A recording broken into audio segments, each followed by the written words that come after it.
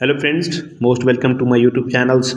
Notice that the name of tools in the rotate view, not rotate images, much like rotating the papers doesn't really rotate the drawing. It just rotate and papers underneath and drawings. The Photoshop rotate view tools doesn't actually rotate our images.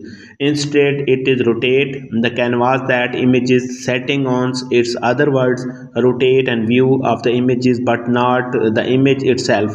This is important to understand because the rotating an images in Photoshop the destructive edits each time we rotate an images. The Photoshop need rados and pixels, the images losses and details since the rotate view tools rotates. I hope you like the video. Thanks.